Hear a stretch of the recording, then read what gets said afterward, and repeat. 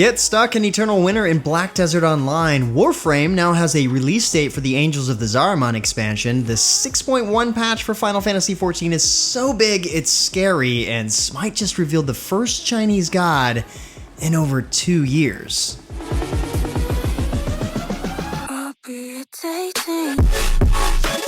What's good, everyone? James Blunt here with your weekly recap for gaming news and announcements for the week of April 15th, 2022. And Fractured Online's closed beta has officially begun, starting on April 6th and welcoming players to explore a new region, multiple events, and the game's core gameplay in order to offer feedback to its developer, Dynamite Studios.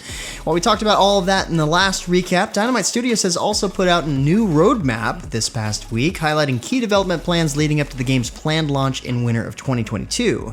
Next up are seasons and leaderboards, and in summer, the Wildfolk race, a new planet, and in-game PvP will be added. Autumn 2022 will add the Demon race, another new planet, religion systems, and expand the crafting system. Make sure you keep an eye out on all of that, and remember, you can get into the closed beta by buying a Founder's Pack.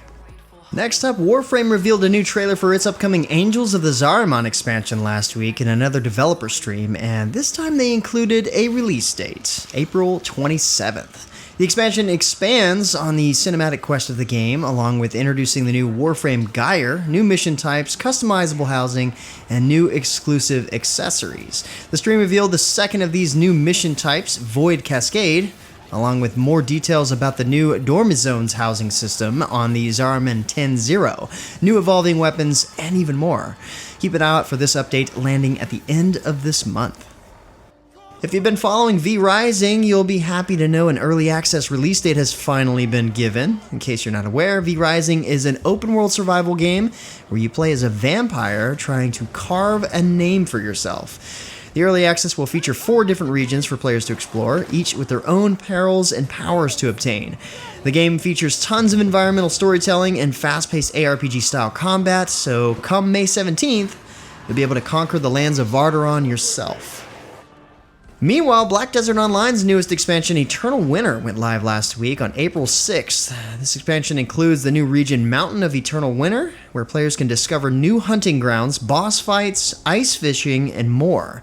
The expansion also includes the female Dracania class that wields Slayer and Shard to destroy her enemies. This expansion is available as a free update to all existing players, so if you have the game, log in and check it out.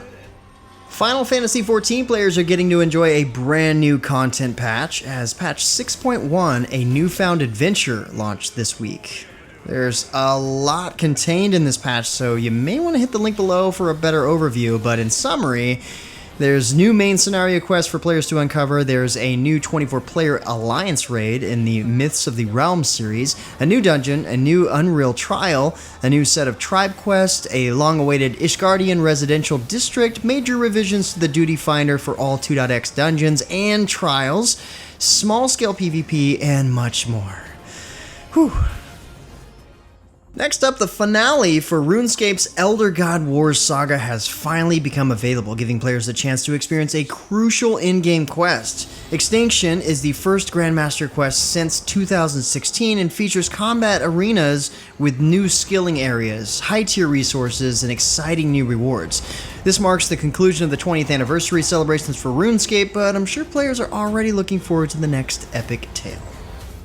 Well, it looks like it's time to save the DC Universe in the latest update to DC Universe Online Dark Knights. Perpetua must be stopped from destroying the entire multiverse, and it's up to you to team up with the iconic DC superheroes to do so.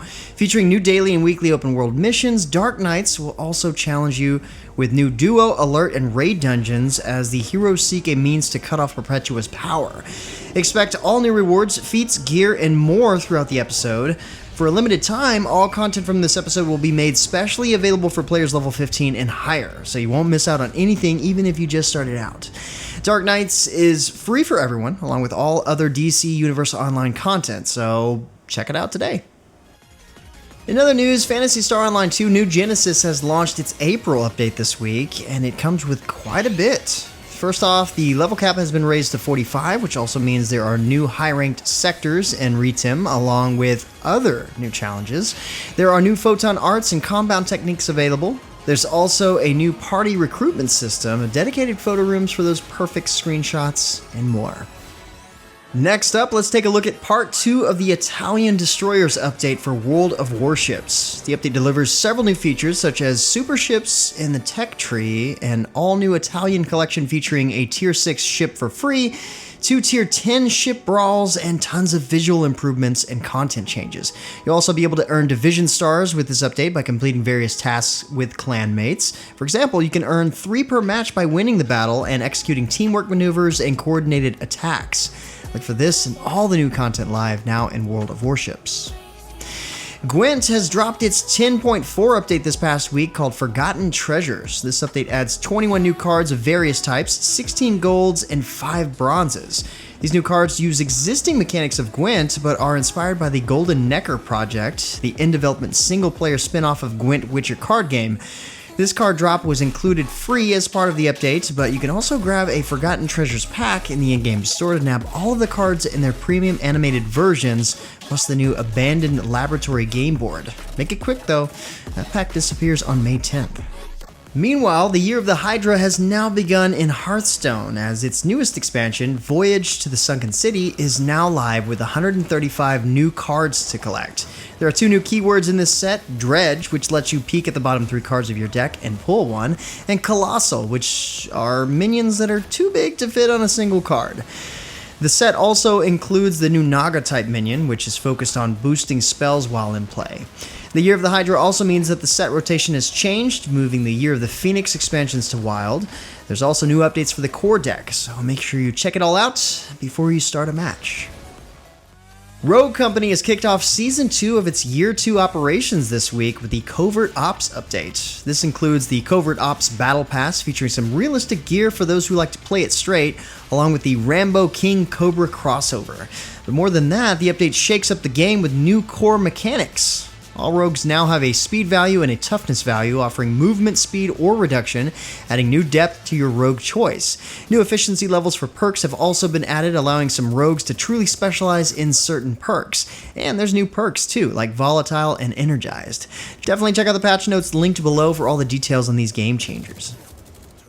Also this past week, SMITE revealed its next god, Huang, the Jade Emperor. Huang is a Chinese mage, the first Chinese god in 2 years, and the first mage in a year. So a welcome addition to the roster for sure. Famous for slaying the Demon King, Huang's passive lets him attune to the Tao, granting him a chain effect on his basic attacks once he reaches 6 stacks. He can also summon forth Phoenix Flames, causing burns or slow and root his enemies. He can also call forth a Pearl Dragon to become untargetable briefly before descending to cause damage, or to duel with his Energy Dragon to cause a massive explosion. Pretty cool sounding. As a reminder, the Rambo Uller skin is also available now for Prime Gaming subscribers. Just log into your Prime Gaming account and check your SMITE gifts to claim this crossover skin. Also revealed by Hi-Rez this past week is the next champion for Paladins, Lilith the Heartless. Lilith will take the support role, capable of healing herself or her allies through shadowy magic, while also draining life from her enemies. The update that will bring Lilith will also bring a new event pass, Lost Future, which offers a dark future vision of champions with corrupted skins and cosmetics. Expect new trials and limited time modes to come with that update as well. On the sci-fi side of things, Star Trek Online announced its newest update this week at Star Trek Mission Chicago. Called Stormfall, the story in the Mirror Universe alongside Admiral Janeway and Admiral Lita will continue. Players will also discover a remastered Starfleet tutorial, 2 new episodes, a new 5-player task force operation, and more. The update will launch on PC May 10th and consoles later in June. Expect to hear much more about this update in the coming weeks. And of course, spring means that Albion Online is celebrating with a colorful bonanza of festivities. Chest spawns throughout the world have been significantly increased, which means you might get lucky enough to find the spring treasure chest amongst them. These chests contain a variety of spring-themed items, both old and new. Colored eggs can also be found, and this year contain much more than previously. Also new for this year is a brand new spring cottontail mount.